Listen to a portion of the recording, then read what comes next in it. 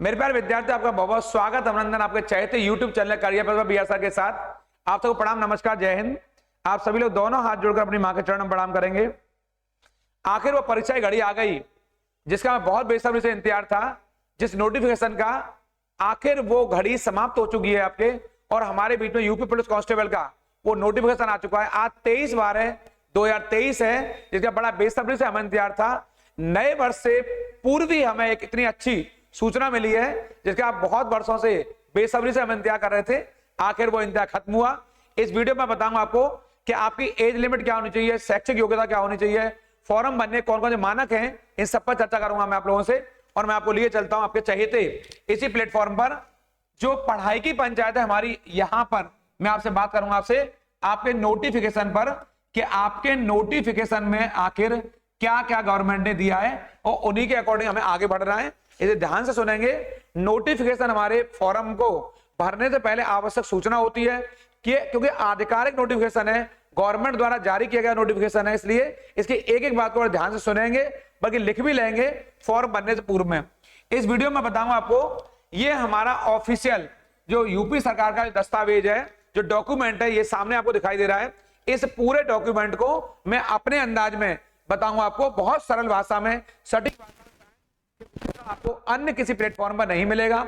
अभी तक चैनल को सब्सक्राइब नहीं किया है, सब्सक्राइब कर लीजिए, लाइक शेयर करना बिल्कुल नहीं भूलेंगे, क्योंकि ये वही प्लेटफॉर्म है जो आपकी सफलता को आपको शिखर पर पहुंचाएगा आपको। और मैं बताऊंगा यहाँ पे आपको ये नए वर्ष की बहुत आवश्यक सूचना।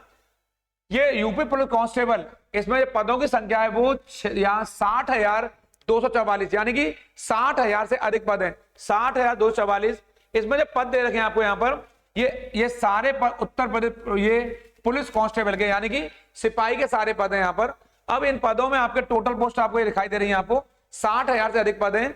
और ये सारे पदों के लिए जो एलिजिबिलिटी है, यानी ये योग्यता है, वो योग्यता 10+2 रखी गवर्नमेंट ने। यानी उत्तर प्रदेश सरकार ने आपको, जो विद्यार्थी 12वीं क्लास पास हैं वो इस फॉर्म को भरने के लिए एलिजिबल होंगे, योग्य होंगे।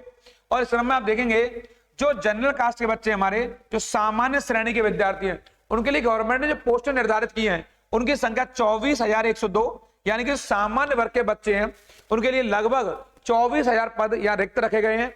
जो ओबीसी वर्ग के विद्यार्थी हमारे, यानी कि जो अदर बैकवर्ड अन्य पिछड़े वर्ग के विद्यार्थी, उनके लिए 16,000 से अधिक पद हैं, यानी 16,264 पद रखे गए यहाँ पे। और जो ईडब्ल्यूएस, यानी कि इकोनॉमिकली वीकर सेक्शन, यानी कि जो हमारे यहाँ पर आर्थिक रूप से पिछड़े हैं, उनके लिए आपके इनके लिए यहाँ पर 6,024 पद रखे गए यहाँ पे। और जो एससी वर्ग के हमारे, अनुसूचित जाति वर्ग के हमारे विद्यार्थी, उनके लिए 12,650 आरक्षित पद हैं, यानी 12,000 से अधिक पद हैं। और जो एसटी वर्ग के हमारे, जो अनुसूचित जनजाति हैं, उनके लिए 1,204 पद रिजर्व किए गए आपके।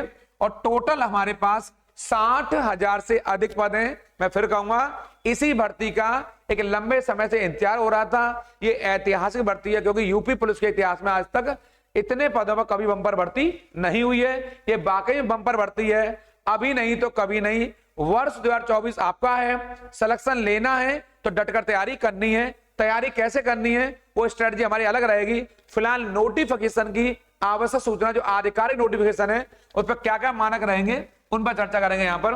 जैसा कि आपको दिखाई दे रहा है, ये नोटिफिकेशन आज बड़ा महत्वपूर्ण दिन 23/12 यहाँ आज के दिन जारी हुआ है। 23/12/2023 का दिन हमारी लाइफ के लिए बहुत खास है और ये यादगार भी है यहाँ से। और ये एप्लीकेशन जो स्टार्ट हो रहे हैं हमारे, ये 27/12, यानी कि 27 तारीख से ये नोटिफिकेशन जारी हो रहे हैं। आप जानते हैं यहाँ पर 27 तारीख का दिन हमारे लिए बड़ा खास है, बड़ा महत्वपूर्ण है। और ये दिन कौन सा रहेगा? बुधवार का दिन रहेगा हमारे पास आपके, यानी 27/12/2023 बहुत महत्वपूर्ण दिन है आपके। और यहां से नोटिफिकेशन जारी होंगे ये, और इसकी जो अप्लाई ऑनलाइन ये 16/1/24, यानी कि जो लास्ट डेट है वो 16 जनवरी 2024 है। ध्यान देंगे, 16 जनवरी 2024, यानी कि 16/1/2024 लास्ट डेट है। यानी हमें सारे फॉर्म आपको ये हमें 16 तारीख तक भर देने हैं, रात को 12 बजे तक, हर कीमत पे। यहां से इसका जो फीस है जो आपके, वो भी 16/1 तक जमा करना है। इसके अलावा जो करेक्शन की लास्ट डेट है वो 18/1/2024 रखी गई, यानी कि जिन बच्चों से गलतियां हो जाती है, त्रुटियां हो जाती हैं, उन्हें 2 दिन का समय दिया जा रहा है, वो अपनी मिस्टेक को सही कर सकते हैं। एग्जाम की जो डेट है वो संभवतः फेब, यानी कि फरवरी 24, बहुत अधिक संभावना है कि फरवरी माह के अंत होते होते ये एग्जाम हो जाएगा। हमें डटकर तैयारी करनी है, क्योंकि अभी भी हमारे पास लगभग 1.5 से 2 माह का समय रहेगा। उन्हीं को ध्यान में रखते हुए ऑफलाइन और ऑनलाइन दोनों क्लासेज में हम लोग बहुत बारीकी से और सटीक तरीके से विश्लेषण करेंगे। इसलिए जो मैंने पीछे पढ़ाया है, अभी जो चालू करने वाले हैं ऑनलाइन क्लासेज भी और ऑफलाइन, वो केवल उसी अंदाज में चालू होगी कि हमें एग्जाम को कैसे कंप्लीट करना है, फाइट करना है। फिलहाल नोटिफिकेशन में चर्चा जारी रहेगी हमारी। यहाँ देखेंगे आप लोग, यहाँ पर जो एप्लीकेशन जो फी है हमारी, वो जनरल ओबीसी वर्ग के हमारे बच्चों के लिए 400 रुपए रखी गई है, और जो SC ST वर्ग के विद्यार्थियों के लिए भी 400 रुपए फीस रखी गई है। यहाँ पर ये बहुत महत्वपूर्ण है। इस फीस को आप ऑनलाइन मोड में पेड कर सकते हैं, डेबिट कार्ड से, क्रेडिट कार्ड से, नेट बैंकिंग से, या ऑफलाइन में ई चालान के माध्यम से इसको आप पेड कर सकते हैं। मोड बनाए गए अलग अलग, डेबिट से या फिर नेट बैंकिंग या फिर ऑफलाइन ई चालान से। इसमें आप देखेंगे बहुत महत्वपूर्ण 1/7/2023, यहां पर ये वाला 1/7/2023, यानी इस समय तक आपकी एज 18 वर्ष हो जानी चाहिए। अगर 18 वर्ष नहीं है, ये क्या दिखाई दे रहा है आपको, 1/7/2023, अगर 18 वर्ष से आप कम हैं तो आप फॉर्म नहीं भर पाएंगे, और इसमें 18 वर्ष आपका होना आवश्यक है।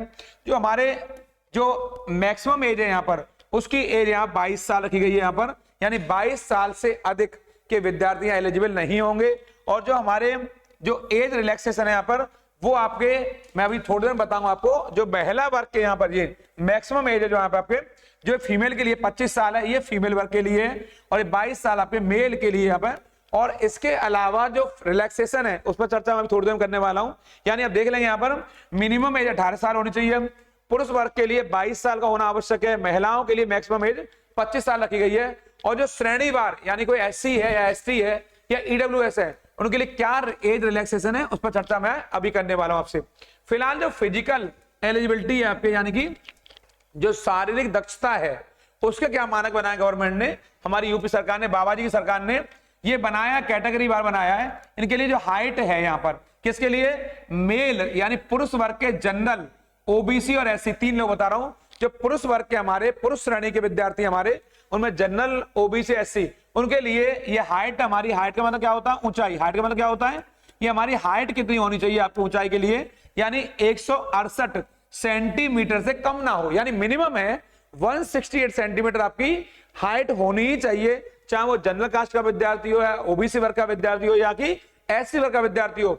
और इस क्रम में जो मेल वर्ग के हमारे ST वर्ग के विद्यार्थी, यानी कि जो अनुसूचित जनजाति वर्ग के विद्यार्थी मेल कैंडिडेट पुरुष में, उनके लिए 160 सेंटीमीटर हाइट की रखी गई, यानी कि कुछ इसकी अपेक्षा में रिलैक्स मिला हुआ है 8 सेंटीमीटर का। किसको, अनुसूचित जनजाति वर्ग के लोगों को, यानी ST। SC नहीं कह रहा हूं, SC के लिए, OBC के लिए, जनरल के लिए एक ही हाइट है, ये न्यूनतम हाइट है। ज्यादा कितनी भी हो जाए आपके, आप 8 फुट के हो जाइए, आप 9 फुट के हो जाइए, कोई फर्क नहीं पड़ता है, इससे कम ना हो। जो हमारी बहना है, जो हमारी बहन है, हमारी बेटियां हैं, ये वाली अगर फीमेल में, महिला वर्ग में जनरल के लिए, OBC के लिए और SC के लिए 152 सेंटीमीटर से कम नहीं होना चाहिए, भले ज्यादा हो कोई दिक्कत नहीं हाइट। और जो फीमेल कैंडिडेट ST वर्ग है यहाँ पर, उनके लिए 147 सेंटीमीटर हाइट होना आवश्यक है, यानी ये मिनिमम है, इससे कम हाइट नहीं होनी चाहिए। ये हमारी ST वर्ग की महिलाएं हैं, ये हमारी बहनें हैं आपके, इससे कम इनकी हाइट आपके नहीं हो, ज्यादा कितनी भी हो सकती है आपके। ऐसे ही जो बनाया चेस्ट, यानी कि जो हमारा चेस्ट, सीना है, जैसे आप सीना बोलते हो, इस सीना के लिए, चेस्ट के लिए जो मेल कैंडिडेट हमारे, उनके लिए 79 से 84 सेंटीमीटर उनका सीना होना चाहिए, उनका चेस्ट होना चाहिए। ये मेल कैंडिडेट है आपके, कौन से, जनरल, OBC और SC। और इस तरह में आप देखेंगे जो हमारे यहाँ पर जो मेल कैंडिडेट में कौन है, जो ST वर्ग के, उनके लिए 77 से 82 का आपके चेस्ट का होना बहुत आवश्यक है। और जो फीमेल कैंडिडेट हैं, इनको आपके नॉट एप्लीकेबल आपका कोई आवश्यक नहीं है, आपके लिए कोई नहीं रखा गया इनके लिए, जबकि मेल वर्ग के लिए बता दिया मैंने आपको, ये जरूरी है, इनको पढ़कर जाएंगे। और सबसे महत्वपूर्ण आपके ये है रनिंग माने दौड़ प्रतियोगिता। दौड़ में हमारे लिए जो हमारे मेल वर्ग के व्यक्ति हैं, मेल वर्ग के विद्यार्थी हैं, उनके लिए 25 मिनट में आपको लगभग 5 किलोमीटर की रेस है, 4.8 किलोमीटर की रेस है, इसको हम 5 किलोमीटर भी कह सकते हैं समझने के लिए। यानी आपको तो 25 मिनट में 5 किलोमीटर दौड़ मारनी है। यद्यपि यूपी सरकार ने इसको 4.8 किलोमीटर रखा है मानक के तौर पर। और जो हमारी बहनें हैं, उनके लिए 14 मिनट में आपके ये 2.4 यानी कि लगभग 2.5 किलोमीटर हम कह सकते हैं 2.4 का मतलब हमारा 2.5 से यहाँ पर हमें तो 2.5 किलोमीटर तैयार करना है, ताकि हम जब देने जाएं, जब हमारी दौड़ हो रही हो, तो 2.4 को हम 14 मिनट में आसानी से निकाल सकें। ये हमारी बहनों के लिए, बेटियों के लिए 2.4 किलोमीटर हमारी बहनों के लिए है, और जो हमारे पुरुष वर्ग के विद्यार्थी, हमारे अति प्रिय विद्यार्थी, उनके लिए 25 मिनट में आपको 4.8 किलोमीटर यानी कि लगभग 5 किलोमीटर की आपकी दौड़ है वो आपको तैयार करनी है। इस समय आप देखेंगे यहां से ये दिखाई दे रहा है आपको, कुछ हमारे यहाँ अधिमान माने होता है प्रेफरेंस। ऐसे विद्यार्थियों को प्रेफरेंस मिलेगा जो विद्यार्थी कई बार, जिनके पास डोएक का या NELT का, ये कंप्यूटर का O स्तर का, यानी कि डोएक से O लेवल का आपके पास अगर कोई प्रमाण पत्र है। इसके अलावा आपको प्रादेशिक सेना न्यूनतम, ये वाला जो टेरिटोरियल होती है हमारे यहाँ, 2 वर्ष की अवधि तक आपने सेवा दी हो वहां पर। इसके अलावा राष्ट्रीय कैडेट कोड यानी NCC होता है, उसका B प्रमाण पत्र होगा आपके पास। तो कहीं ना कहीं आपको बहुत महत्वपूर्ण है पे, और इसको एक बार मैं बताया तो आपको, इसको आप लोग नोट डाउन कर लेंगे। इन बच्चों को यहां से प्रेफरेंस दिया जाएगा। अगर NCC के बच्चे हमारे कहीं ना कहीं अगर B श्रेणी का NCC अगर वो सर्टिफिकेट रखते हैं तो उन्हें लाभ मिलेगा। यहां से C का है तो और ज्यादा लाभ मिलेगा। और जो बच्चे प्रादेशिक सेना में, टेरिटोरियल आर्मी में 2 साल की सेवा देकर आए हैं, उनको लाभ मिलेगा। और डोएक का आपके पास कंप्यूटर का O लेवल का अगर आपके प्रमाण पत्र है तो आपको यहाँ पर अधिक यहाँ पर आपको लाभ मिलेगा, यानी इसको आपको प्रेफरेंस दिया जाएगा आपको कहीं ना कहीं। इसके अलावा जो आयु सीमा मैंने आपको बता दी आपके कि आयु सीमा 18 वर्ष से कम ना हो, हमारे लिए बहुत इंपॉर्टेंट है। इसके अलावा जो अगला चरण है इसमें वो है कि जो भर्ती प्रक्रिया हमारी यहाँ से जो भर्ती प्रक्रिया यहाँ हो रही है, इसके अलावा लिखित परीक्षा है। मैंने बताया पीछे आपको, लिखित परीक्षा होगी आपके, ये 300 अंकों की होगी। ये आपके लिए बहुत महत्वपूर्ण, कम बच्चों को बताओगे। यहाँ पर लिखित परीक्षा का जो आधार है वो 300 अंकों का है, और जो समय है यहाँ पर वो 2 घंटे आपको दिया जाएगा आपके। ये आपके लिए बहुत महत्वपूर्ण है। आधार वही है, GS GK है, मैथमेटिक्स है, रीजनिंग है, और हमारा हिंदी वाला पार्ट है। और कुल अंकों की संख्या पिछली बार की तरह 150 ही रखी गई है, और प्रत्येक सही उत्तर के लिए आपको 2 अंक निर्धारित किए गए, यानी कि 150 प्रश्न है, 2 नंबर का 1 है, इसलिए कुल अंक हमारे हो जाएंगे 300। और आप देख रहे होंगे यहाँ पर नेगेटिव मार्किंग का प्रावधान किया गया यहाँ पर, और आप देख रहे होंगे यहाँ पर प्रत्येक गलत उत्तर के लिए -0.5 ऋणात्मक अंक दिए जाएंगे, यानी कि जो नेगेटिव मार्किंग है वो 0.5 की रखी गई है यहाँ पर। और आपका पेपर होगा वो आपको दिखाई दे रहा है 150 प्रश्न होंगे, और प्रत्येक प्रश्न के लिए आपको 2 अंक दिए जाएंगे। ये आपके लिए बहुत महत्वपूर्ण है। इस पर मैं आपको बहुत गहनता से और बारीकी से तैयारी कराऊंगा। एक भी विद्यार्थी बचेगा नहीं हमारा, जो तैयारी करेगा वो लगेगा जरूर, चाहे कुछ भी हो जाए उसको लगाकर ही मानेंगे, लगाकर ही दम लेंगे, चाहे कुछ भी हो जाए भले ही आपके। और जो ये आरक्षण है जो मैं बता रहा हूं, वर्टिकल, 2 तरह का आरक्षण होता है, वर्टिकल और हॉरिजेंटल। मैं चर्चा कर रहा हूं आपसे लंबवत आरक्षण, बात कर रहा हूं आपसे। लंबवत का मतलब हमारा SC ST OBC EWS से है। ये हमारा कौन सा आरक्षण? लंबवत आरक्षण है। और आप देखेंगे जो SC वर्ग के विद्यार्थी यहाँ पर, उनके लिए आपके ये अधिकतम आयु सीमा 5 वर्ष की छूट दी गई है। उन्हें आपके जिलाधिकारी से या सिटी मजिस्ट्रेट से या SDM से या तहसीलदार से या समाज कल्याण अधिकारी से आपके जो DSWA होते हैं उनका प्रमाण पत्र यहाँ मान्य होगा। अगर आप SC वर्ग में आते हैं लेकिन आप पर इन अधिकारियों का प्रमाण पत्र नहीं है तो आपका प्रमाण पत्र मान्य नहीं होगा, और आपको ये 5 वर्ष की छूट मिल रही है आपके किनको? अनुसूचित जाति यानी कि SC वर्ग के विद्यार्थी को वो प्राप्त नहीं होगी अगर आपके पास इन अधिकारियों के यानी कि जिलाधिकारी हो, तहसीलदार हो, SDM हो या डिस्ट्रिक्ट सोशल वेलफेयर ऑफिसर हो, इनका प्रमाण पत्र नहीं है तो आपको ये 5 साल का रिलैक्सेशन नहीं मिलेगा। इस क्रम में मैं आपको और बताऊंगा थोड़ा सा, जो हमारे अन्य जो विद्यार्थी गण है यहाँ पर आपके ये दिखाई दे रहे हैं आपको, अन्य श्रेणियों में दिखा दूं मैं आपको यहाँ से।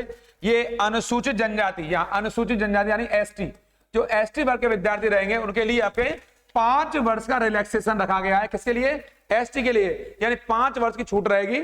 22 साल है ऑलरेडी, अगर आपकी एज, अगर आप ST वर्ग में आते हैं तो 27 साल हो जाएगी। ये 27 साल के विद्यार्थी फॉर्म भर सकते हैं यहाँ पर, लेकिन ये प्रमाण पत्र आपको बताऊंगा वही SDM, DM, तहसीलदार या DSWO, district social welfare officer, इनमें से किसी के द्वारा वो मान्यता प्राप्त होना चाहिए। अगर जाति प्रमाण पत्र नहीं हुआ, कास्ट सर्टिफिकेट नहीं हुआ तो आपको ये 5 साल का रिलैक्सेशन नहीं मिलेगा। इसके अलावा जो OBC वर्ग में आते हैं इनके लिए भी 5 वर्ष की छूट यहाँ पर रखी गई है आपके, और इनके लिए भी एक प्रमाणित OBC सर्टिफिकेट का होना आवश्यक है। इनकी एज भी बढ़ जाएगी आपके, वैसे 22 साल है लेकिन इनके मिलने से सब लोग कितने हो जाएंगे? 27 साल के हो जाएंगे।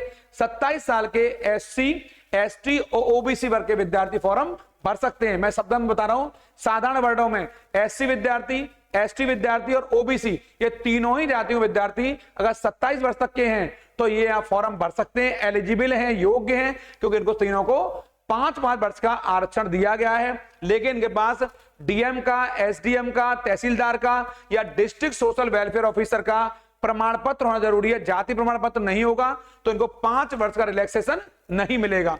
इस क्रम में देखें आप लोग, जो क्षैतिज आरक्षण है, जो क्षैतिज यानी हॉरिजॉन्टल है, इसमें भी यहां पर सरकार ने बड़ी भारी छूट दी है।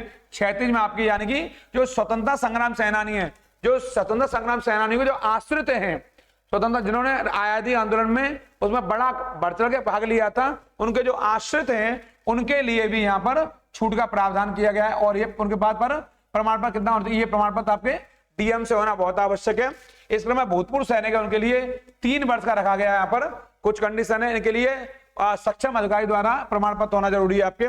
ऐसे यहाँ पर हमारे लिए आरक्षण के प्रावधान किए गए हैं आपके। इस क्रम में आप देखेंगे आपके कि जो आरक्षण का जो प्रावधान है वो सब देते हुए मैं आपको ये जो ऑफिशियल वेबसाइट है उत्तर प्रदेश गवर्नमेंट की, वो ऑफिशियल वेबसाइट यहाँ है आपके। इस ऑफिशियल वेबसाइट पर यूपीपीआरपीबी, यहाँ पर ये ऑफिशियल वेबसाइट है, इस पर जाकर के आप लोग क्या नाम, यूपीपीआरपीबी, ये ऑफिशियल वेबसाइट है, आधिकारिक वेबसाइट है। इस पर जाकर के आप पूरी सूचना लेकर के इस फॉर्म को भरेंगे। कोई विद्यार्थी हमारा ऐसा नहीं रहेगा जो फॉर्म नहीं भरेगा, क्योंकि इस भर्ती का एक लंबे समय से इंतजार हो रहा था। आखिर वो घड़ी आ गई। 9 वर्ष के आगमन से पूर्व उत्तर प्रदेश सरकार ने एक बहुत महत्वपूर्ण हमारे लिए एक ऐसी जीवनदायिनी, एक संजीवनी, एक बहुत प्रकार से हमारे पास भेजी है, जिसके माध्यम से हमारे विद्यार्थी जो लंबे समय से इंतजार कर रहे थे, आखिर वो परीक्षा की घड़ी हमारी खत्म हो गई आपके। और अब हमें कमर कस लेनी है इस परीक्षा के लिए। अब मैं आपके लिए बिल्कुल 25 तारीख यानी कि 25 का मतलब होता है क्रिसमस डे से आपके नया बैच ऑनलाइन और ऑफलाइन दोनों लेकर आ रहा हूं आपके बीच में। और वो कोर्स हमारा क्रैश कोर्स होगा, उससे बाहर कोई प्रश्न आने वाला नहीं है, इसलिए आप लोग डटकर मुकाबला कीजिए। और मैं कहता हूं जो डर गया सो मर गया, और अभी नहीं तो कभी नहीं। इसलिए चैनल पे लगातार बने रहेंगे। लाइक शेयर करना, कमेंट करना बिल्कुल नहीं भूलेंगे। सब्सक्राइब नहीं किया, सब्सक्राइब कर लीजिए ताकि मेरी जानकारी आपको जल्दी जल्दी पहुंच सके। मैं आपके बीच में पुणे आ रहा हूं, आप लोग लगातार बने रहिए। उन लोगों का जरूर ख्याल रखिए जो आपका ख्याल रखते हैं। प्रणाम, नमस्कार।